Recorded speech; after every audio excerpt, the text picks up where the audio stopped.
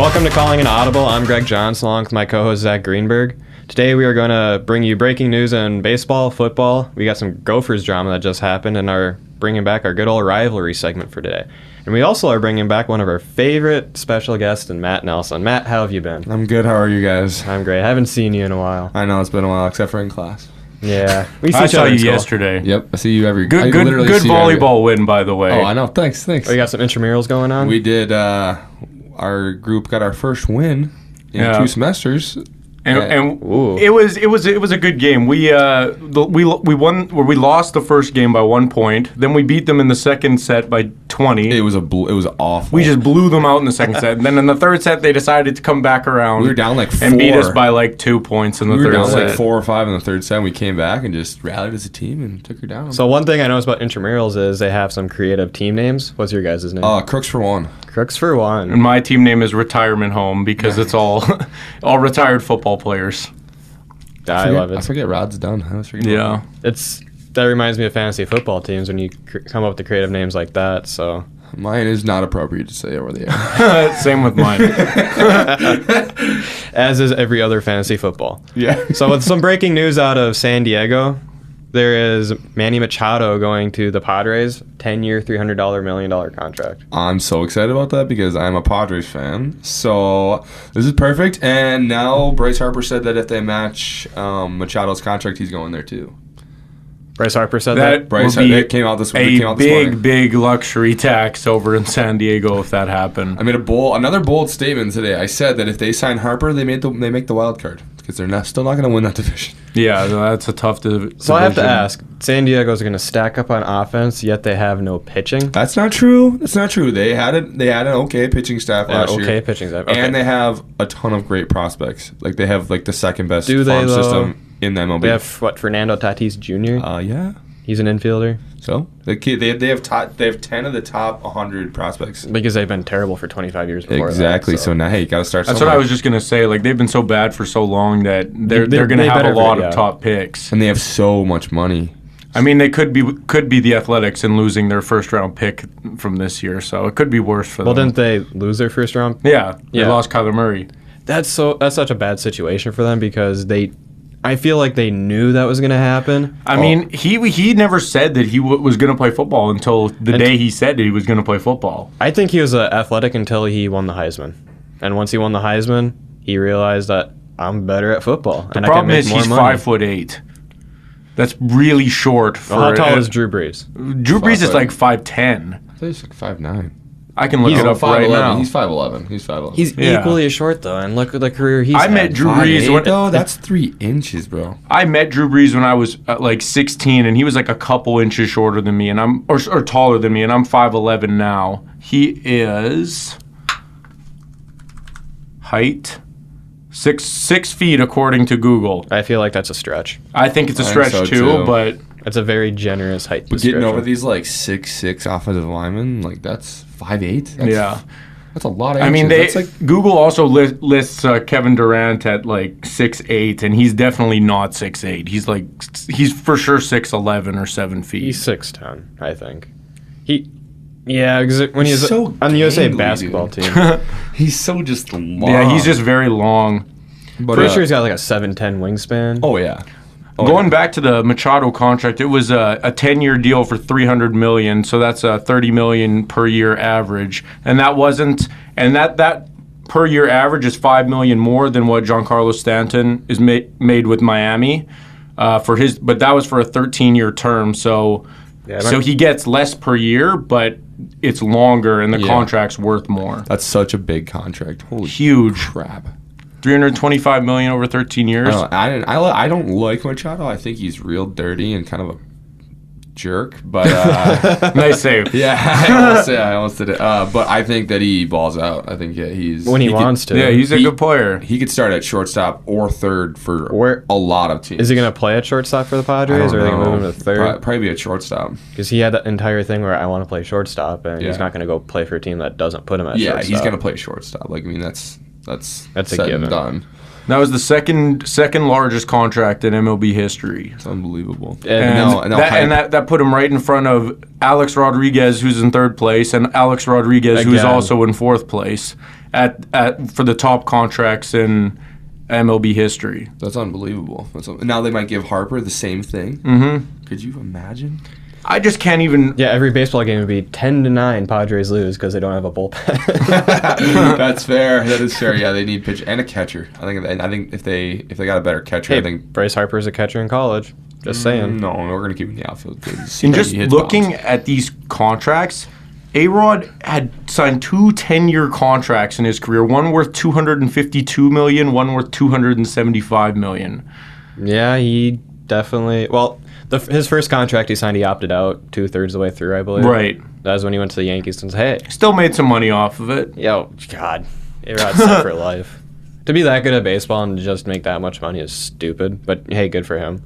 By all means, but yeah, A-Rod, it's a cool story. A-Rod's actually going to be going to my hometown in Winnipeg in a couple months for a sports dinner fundraiser, and he'll be speaking there, and I'm going to get to go see him and meet him. So you can shake his hand. I'll shake his hand. Yeah.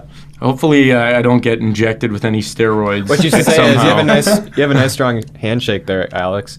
Did you have any assistance with that? Oh, PG. In other breaking news, Kareem Hunt, who was a top 3 running back in the NFL before an incident that happened in a hotel, he just signed with the Cleveland Browns. A lot of people thought that he would not be signed or be blackballed for years. I personally thought he was going to be blackballed for a couple years, just like Ray Rice. But with talent like that, and Cleveland, Cleveland has Nick Chubb, but Kareem Hunt back there with him is definitely going to make them a contender, especially if they can also get Antonio Brown. I can't. If they got Antonio Brown, I honestly think that would be all that they need, because they have a lot of weapons right now, and they're very good defensively too. Yeah, like they make the offense that they have work really well, and then you add Kareem Hunt in there and Antonio Brown to pair with Jarvis Landry. Yeah, and David Njoku. Yeah, dude, he's huge. Dude. Big threats. Cleveland making a low-key super team. I'm just telling you. Who would they give? And they're very young. They're very young on defense. Yeah, they are. They're gonna bring it back to the land. I'm telling you. Or they're with Pittsburgh being down without both of their star players, Ben Roethlisberger's 36, 37 years old. I think he's almost 40. I think he's 38 or 39. He might be older than that. Yeah, so he's old. And then Baltimore, Lamar. I think Lamar Jackson's a gadget, but we'll see if he can. I think he's time really will good. tell. I think he's really good. Depends how hard he gets hit every single run he takes. Yeah, and I think it'll definitely be interesting to see. He needs to work on his arm a lot. In Denver. Yeah, Flacco does in Denver. I think Flacco will do well in Denver. Well, where's personally. Keenum going to go? Is Keenum going to the bench, or is he going to get traded? He's going to go to the bench. Keenum needs to go back to get Minnesota if he ever wants to play well again. Yeah, I know. But we have $84 million in a average goal. Oh, yeah, no. That was such a dumb... I still don't think that was a good sign. And I think it might work out for you guys. I hate the Vikings, but it really might work out for you guys. I told everyone that... Maybe by the last we year. were literally signing the same exact player in Keenum and Cousins. Mm-hmm. But I think Cousins is just younger. I think Cousins is more injury prone. He's been pretty durable in his career. He also doesn't know how to hold on to the ball. Yeah. He was hurt quite a bit in Washington. I mean, obviously relative, but he got hurt multiple times. Yeah, he never really had any serious injuries. They were just kind of more nagging type injuries, But that's expected because Washington's offensive line wasn't the greatest. Well, neither was Minnesota's. But he took a lot more harder hits in Washington. Minnesota's might have been bottom 5 this year. Which is funny because my brother is an adamant Vikings fan, and he told me at the beginning of the season, the Vikings redid their line. They're going to be so good now. Midway through the season, I said, not so much. Told you so. Yeah. So I made him a bet, they're not that good. No. Yeah. And, have the Vikings got rid of Laquan Treadwell yet, just as a side note? No. They better. Do you think they're going to? Yeah. Nope. I don't think so. I hope so, because he's a waste to a first round. Yeah. Yeah, he is tough to watch. All that talent in Old Miss just drops do it. Everything. He had the bricks for hands. Just tough. So moving on to basketball here for college basketball. Zion Williamson, did you guys see that when he broke his shoe last night? Yeah, Nike stock dropped a lot when he broke his shoe because that game was one of the most watched games in college basketball history. Tickets were going for on average $2,500. Yeah, and I saw this tweet about Zion Williamson, and it's just he can't even make money off his own autograph and all that, and they're selling individual tickets for $3,000. Donovan Mitchell texted this man goes out, tears his shoe, hurts his knee, and he ain't even get any money for those tickets. No, nothing. And then what my favorite part about this was Luka Doncic. He tweeted, "Just go play in Europe then." Fair enough. I'm like, hey, that would work. Go play in Europe, get some more money. It's but at that point they're just losing the glory of winning college basketball championship. That's a big deal to those guys. Yeah, of course. A very big deal. Why wouldn't you want to win a championship? I mean, why do you think Cam Reddish, Trey Jones, R.J. Barrett, and Zion Williamson all went to Duke? Right, because they want to win a championship. Yeah, it's the same concept as the NBA. These top recruits, they for sure talk to each other. They go to camps 100%. And stuff together. They're friends. They've all known each other for probably 5 years. Yeah. But the thing is, they just don't get paid. And they bring in a lot of and they won't get paid for a very long time, if ever. Probably not. But yeah, Nike said they're going to look into an isolated event, and they're going to fix that shoe. So I wonder if they're going to get That's such an annoying, that's a political statement. Political reply to that happening. Yeah, that happens. Like it. It can break. Like that happens. Like it shouldn't. But like not like that, dude. It would literally exploded. Yeah. Do you think there might have been tampering by UNC? No way. Oh, 100%. Yeah. Totally. Yeah, we're gonna mess up his shoes and tear his. Someone just takes his shoes and cuts slits into it so it messes it up. Or maybe Zion's just that big of an athletic freak where he is. No shoe will ever be good enough for him. He's crazy, dude. He's crazy. In 2 years from freshman in high school to junior in high school, he put on 100 pounds. There's a story out in that. He's like, I was 6'3", 150, I think he said he was. And within 2 years, I was up above 200. And he's like, I just worked out all the time. And now he's a linebacker playing point guard. Yeah, that's unbelievable. It's like, geez, that dude just put it all up. But he can bounce moving on out of his shoes. Moving on to the NBA here. Who do you have as your current MVP? Antetokounmpo or Harden? Matt? Well, you know I love the freak. But I don't really follow basketball that much. But from what I've seen and what the little bit I have watched at the bar, I don't know. It's hard to tell. I would say Antetokounmpo, but on a side note, did you see that pass from Curry to Antetokounmpo for that? Woo! That was probably one of the most unorthodox yet amazing alley-oops I've ever seen. Oh yeah, hands down. I mean, it would never happen in a real game where defense is being played. Oh, heck no. I mean, the All-Star game... It did definitely impressive play, absolutely. I mean, no one played up on Dirk Nowitzki on the three-point line. The dude just caught and shot. Yeah. It was that's the NBA, that's the All-Star game. They also had the lowest ratings since 2009, 2010 in terms of the All-Star game, so no one watched it. Nobody watches any All-Star game really except for baseball but the only draw I think the reason why the MLB's is so good is because it decides where the World Series is played, isn't it? That has changed now. Oh, they changed that. They took that out, I think, 3 years ago. Oh, okay. To the point I didn't know where that. just the team with the best record gets home field. Oh, I think it should still mean something like they had it before, but that was also dumb. Yeah, I wish we could. That'd be so nice. Because the Pro Bowl is useless, and so is the NBA All-Star game. But Giannis right now is by NBA.com is projected to be the MVP over James Harden. So as Giannis has gotten better and better every year, the argument has been that James Harden doesn't play defense, yet he's top 3. I think he's 3rd best in the league in steals. So, I mean, with that, I believe those two are going to be 1st and 2nd in the MVP voting. Yeah, I think Antetokounmpo is going to get it. I don't think he will. I think because the NBA MVP is really just the Offensive Player of the Year, and yeah, that's fair. And because they have a Defensive Player of the Year award, and Antetokounmpo could even win that with what he does on defense. But James Harden is averaging 37 points a game. That's pretty crazy. I think he scored over 30 points or something in the past 28 games. He's had 30 points or more, which is incredible. But dude scores. Yeah, and Paul George is in the talks too because he's been going crazy, averaging 34 points a game over the past 13 games. It's great to see Paul George back to the caliber he was before that atrocious broken leg he suffered at. Was it Team USA before the Olympics, something like that? I mean, that dude is one of my favorite players just in terms of how down-to-earth he is and how much he loves the game of basketball and how much the NBA came together when that injury happened. So I'm glad to see that he's back to all-star caliber. So with that, we're going to move on to some Gophers drama. Did you hear that story about Jerry Kill and his opinion about PJ Fleck? Yeah, I mean, Jerry Kill's obviously a very respected person when it comes to the U, but I don't know. I don't like what good is it going to do in coming out and saying that? Like PJ Fleck is a very different coaching style, and he might not be a fan of that, but like, what good is it going to do for people in Minnesota, people in Minneapolis, St. Paul area? Like, it's not going to do any good in saying something like that. I think he's just mad at the fact that when PJ Fleck came in, he said that the entire culture before he got there has been bad. They need to change it. So Coach Kill took offense to, what do you mean? Okay, what do you mean my culture fair. is bad? That's fair. We're 9-4 perennially.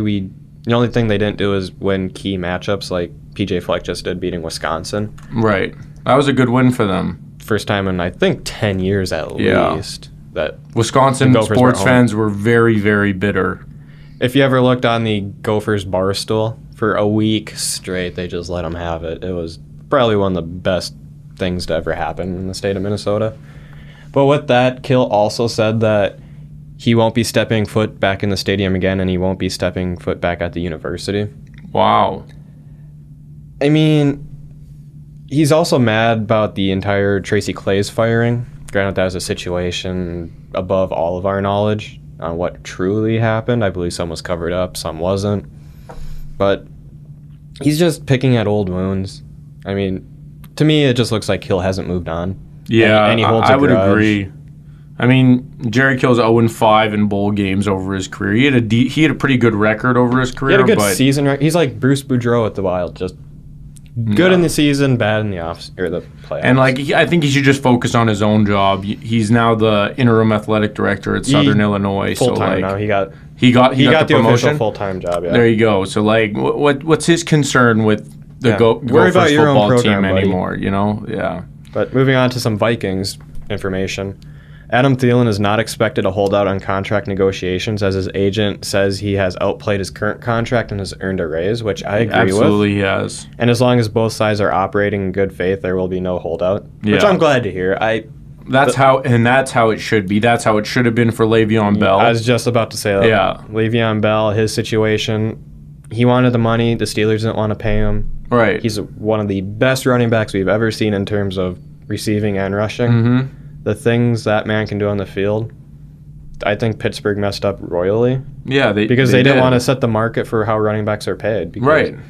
But somebody's about to set that market at close to $15 million a year. Oh, guaranteed. And I understand that with the NFL rosters, you have a certain cap space and you have to sign all these players, and it's hard to keep your good ones. Yeah. When you have people you have to pay such large contracts. But when a player deserves it, you pay them. Right. Simple, and that's that. with someone like Le'Veon Bell on your roster, you're a potential playoff team every year, no matter who else is on the team, because you put the ball in someone like his hands, he's just going to take it and go. Yeah, and rushing, receiving, however you want. And when combine that with Juju Smith-Schuster, who's 24 years old, fresh out of college by a year or two. Yeah, and Ben Roethlisberger is still serviceable. Yeah, he's on the decline, but he's got a good enough. Well, he's course. got one top 5 offensive lines behind. Yeah, he has a great O-line.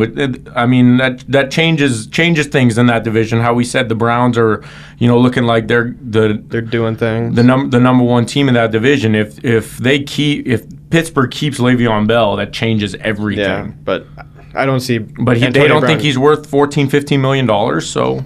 Yeah, I mean, okay. But the thing with Thielen is, I think this is how players should negotiate contracts. Like, at the end of the day, these guys are getting paid so much money, and of course he deserves more than what he's getting. Absolutely. But both sides should be able to operate in good faith, like they said, to come to a fair deal for both sides. Yeah. So I mean, the player shouldn't ask for an exorbitant amount of money, and the team shouldn't try getting him on a cheap discount.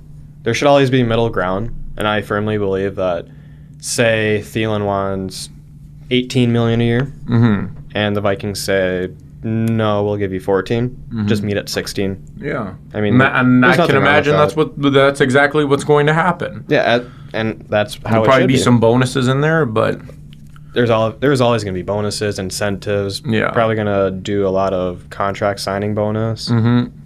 So, I hope it works out. yeah. I don't think Minnesota boy's going to want to leave. No, he definitely still wants to play in Minnesota, and Minnesota wants him. Yeah. So it's mutual. Yeah, there's no. I don't see any situation where he holds out or ends up leaving. So, but we'll move on to talk about some sports news that's going on around here at UMC. This weekend, the women's tennis team is hosting the University of Mary over in Grand Forks at Choice Health and Fitness at 3:30 p.m. And then they'll host they'll host Moorhead, Minnesota State Moorhead at 1:30 on Saturday. And then the women's basketball team and men's basketball teams are both traveling to Duluth this Friday, and they'll play at 5:30 and 7:30. And then on Saturday, they will go to St. Cloud and play at 3:30 and 5:30. The baseball team will be playing in Missouri against Dakota Wesleyan University at 2 p.m. And the women's softball team will play in Minot versus Minnesota State Moorhead at 12 p.m. So lots of Golden Eagles action coming up this weekend, and you can follow all of that on goldeneaglesports.com. And I believe a majority of those should be live streamed for those at home still wanting to watch, which is always good to hear. So, moving on to our rivalry segment. Haven't done this in 2 weeks. Yep. Haven't done this since 2 episodes ago. And it's been mainly about hockey, which, it's the thing Zach and I most disagree on. Yeah. I mean, it's that or football. And because basketball, our teams aren't really rivals. And basketball, our teams aren't really rivals. And baseball, our teams aren't really rivals. So not really. So hockey's going to be our biggest rivalry. And as you have two favorite hockey teams, and I just have the hockey team we call the Wild because they haven't really been a hockey team lately. No, they've been very tamed as of late, if I could say. And they actually just got tamed by my Ducks. Was it last night? No, it was 2 nights ago. The Ducks went on the road, came into the XL Energy Center and won 4-0. Ryan Miller had a 31 save shutout, and I think it's safe to say that your goaltending situation isn't looking very good right now. Yeah, Doobie's a little bit streaky. Yeah. To put it as simply as possible, he has his days and he doesn't, and it doesn't help when the Wild just don't play well. Obviously, that's going to be said. Yeah, I was watching the game when I was out for dinner. It was showing, and they look pretty lazy, to be honest with you. Well, because they probably have that feeling of I think they're 1 game under 500. They're 27-28 and whatever their overtime loss is. And they know they're out of competition. They know ever since the Nino Niederreiter trade, stuff has been shaking up. And now that Charlie Coyle just got traded, which I'm a huge fan of this trade. I think Charlie Coyle's been on the decline. Yeah, he's put up some 50-point seasons here and there. He lacks consistency. Yeah. And he's 26. I think he's still young. He's getting 3 or 4 and he million spent a his year. whole career with Minnesota. Ever since he got drafted. He got drafted by San Jose, though. But he came over in the Brent Burns trade. Brent Burns trade, I think he was drafted, and part of that deal was San Jose had immediately sent him to Minnesota. Yeah. Which I hate the Wild for trading Brent Burns because look who he is now. Yeah. I think a lot of things wrong with hockey is some people develop at a different rate, and that's to be true about Brent Burns. He showed flashes of brilliance, and he went to San Jose, and look at him now, he's an all-star. And just to go on with the Bruins here, they just traded Ryan Donato and a conditional 5th rounder that I believe becomes a 4th rounder if they reach the 2nd round of the playoffs. But let's just take a look back at who the Bruins have traded before they turned 25. Dougie Hamilton, Tyler Seguin, Blake Wheeler, Phil Kessel, and I believe Joe Thornton might have been traded before he was 30. Yeah. But look what those players have done with their new teams. Yeah, the Bruins. Yeah, I didn't know that. I knew Blake Wheeler was traded when he was very young because he's a Jet now, and same with Phil Kessel. But yeah, it's interesting that they're getting rid of their guys early like this. I mean, I think Donato was a second-round pick, and he came out of Harvard. He was there for 3 years at Harvard, so I'd put him roughly 21, 22. I think this is either his first... I think he signed the end of last year, same time Jordan Greenway signed. And now he's in his first complete season, second year technically. They're kind of like the Knicks of hockey, because the Knicks haven't kept one of their draft picks past his rookie deal since like the 90s. Yeah, it's part of the reason playing. And playing a big that market continued like that. with Kristaps Porzingis a couple weeks ago. Yeah, when you have, for whatever reason, I feel like a lot of players want to leave Boston, those young stars. I don't know if that's got to do with leadership or team chemistry or what's going on, but I think it's going to be great for Donato to come here and play with his line mate at the Olympics and Jordan Greenway. I think that's going to be great. I mean, I'm sad to see Coyle go because he meant so much to the community. Yeah. But at the same time, it's a business. He was there, yeah, it is a business, but he was there since 2011, so it's quite a long time to be in a city. But he gets to go back home to Massachusetts, which will be nice for him. Yep, a little homecoming, which sucks for Donato because he's also from the Massachusetts area. So he's got to go. He's got to go. Home. I'm sure he's happy he got drafted by the Bruins, and now he's got to leave. Yeah. His only thing he knows is his line mate from the Olympics and Jordan Greenway. So well, it just shows you how much of a business it is. Well, the Wild have lost 5 straight, and they're sitting at the bottom of the Central Division. They just slipped below Chicago. Wow, Chicago's back on top? Yeah, by 1 point. Oh, okay, 1 point. And then you have the Jets sitting at the top, 76 points. They have lost 3 in a row, though. The Blues are very hot right now. I believe the Avalanche just kicked the crap out of the Jets. 7-1, I think it was. Yeah, it was something crazy like that. But the Blues have won 11 straight. Yeah, because of some goalie named Jordan Bennington. Yeah. Never heard of this dude before. And goalies just come out like that. It's like Andrew Hamilton. How many years? Andrew. What the heck's his name? I know who you're talking about. The Hamburglar, I think his nickname was.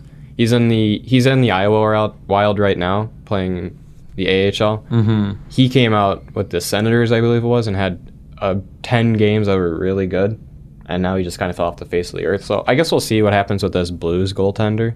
Yeah. So. What's crazy to me, and the Ducks are sitting in 6th in the Pacific Division right now. But what's crazy to me is that you see the Ducks, the Kings, and the Blackhawks all at the bottom of the Western Conference, which is like crazy because for like a good 15 years, those were always the 1, 2, and 3 seeds in the Western Conference. I think that's got a lot to do with the salary cap and the hard cap in the NHL, because as you win championships, players like, I'm way better, so I need big contracts. And I think Taves and Kane are on $10 million contracts. Yeah, and they've gotten old. Getzlaf and Perry have gotten old. Yep. Anze Kopitar's gotten old. And I believe Jakob Silfverberg just signed an extension with the Ducks. Yeah, but he's still young. He's in his mid-20s. 25? Yeah, he's in his mid-20s. So he has lots of time left. But that's a sad reality of the hard cap is when players start winning championships, they get bigger contracts, and you can't afford any players to help support them. Mm-hmm. And that happened with the Blackhawks as they became cap issues. I mean, they had to trade Artemi Panarin to the Blue Jackets because of that reason. They couldn't afford him. Right. And now he's going to be a unrestricted free agent, and who knows where he's going to go. He wants to go overseas, I think. He's going to go. You think so? I think he'll go to the K. But that's a bold predicament. No, he said that he wants to go play over there. So, and that's why teams are hesitant to try and trade for him right now, is because they think he's just going to go play in the K. Because his contract's up. Yep, I didn't hear about that, so that's interesting. So with our, we're going to wrap it up here on today's episode with our wacky sport wrap, and to be completely honest, it's all dedicated to the Carolina Hurricanes today. They've been pretty cool. I like watching they've been doing some crazy end of the game celebration. So after they win, they'll all line up and they'll actually do a skull clap. I wonder where they got that from. Right, and it's very obvious where they got that from, but nobody's really doing anything like that in hockey. So let them have their fun, and then they'll all skate in different different ways. They'll do something different every time, skate and run to the end and jump into the boards. They call and it then, the red wave. or I the believe. surge. No, they call it the surge. The Is that what it surge. is? And then they all run. And then, I like their captain, Justin Williams. I think that, they're a pretty cool team to watch.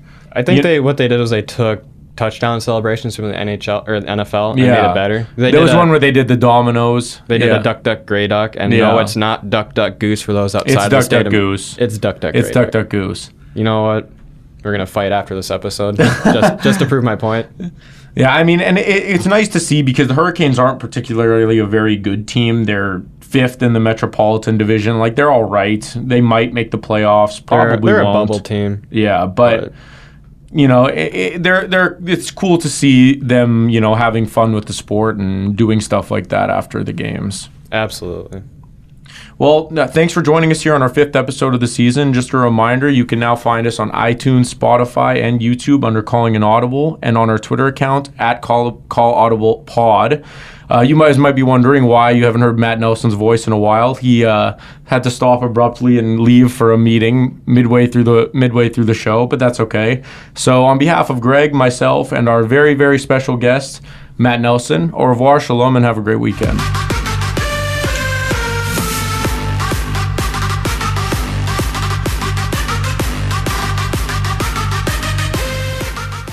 Calling an Audible is made possible through the assistance of the University of Minnesota Crookston Media Services Department and executive producer James Pagachnik. The views expressed on Calling an Audible are not necessarily the views of the University of Minnesota Crookston or its affiliates.